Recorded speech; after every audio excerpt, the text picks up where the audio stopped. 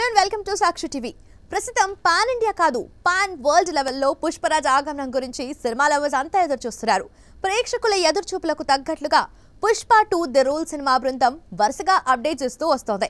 ఇప్పటికే ఈ మూవీని పోస్టర్స్, టీజర్, ఫస్ట్ సింగిల్ కూడా వచ్చేసింది. అయితే ఇప్పటి వరకు పుష్పరాజ్ హడావిడే చూశారు. కానీ ఇప్పుడు శ్రీవల్లి కూడా ఫ్యాన్స్ ని పలకరించడానికి వచ్చేస్తుంది. ఇప్పటికే శ్రీవల్లి పోస్టర్ ని రిలీజ్ చేసిన మేకర్స్ ఇప్పుడు సెకండ్ సింగిల్ తో శ్రీవల్లి డాన్స్ లను అల్లర్ని ప్రేక్షకులకు పరిచయం చేశారు.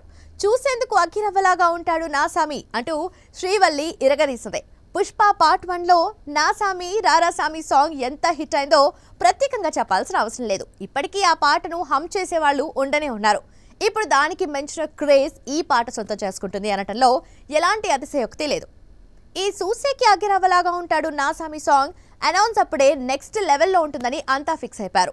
వారి అంచనాలను ఏమాత్రం తగ్గించకుండా వాటిని మరింత రెట్టింపు చేస్తూ ఈ పాట హైలైట్గా నిలిచింది. ముఖ్యంగా పుష్పరాజ్ శ్రీవల్లి మధ్య ఉండే బాండింగ్, ఆ కెమిస్ట్రీని ఈ పాటలో కళ్లకు కట్టినట్లు చూపించారు.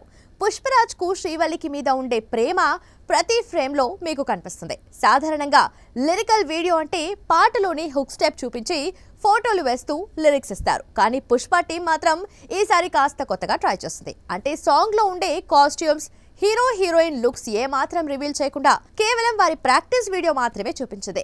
అందులోనే హుక్ స్టెప్స్, వారి ప్రాక్టీస్ సెషన్ మొత్తాన్ని రష్మిక పాట పాడుతున్నట్లు చూపించారు. ఇది మాత్రం కాస్త కొత్తగానే అనిపించింది. ఇంకొకటి ఏంటంటే సాంగ్ లో ఉండే లిరిక్స్ ఎంతో ఫ్రెష్ గా అందరూ హమ్ చేసే విధంగా ఉన్నాయి. ఇంకా డాన్స్ అయితే నెక్స్ట్ లెవెల్లో ఉంటుందని క్లారిటీ వచ్చేసింది.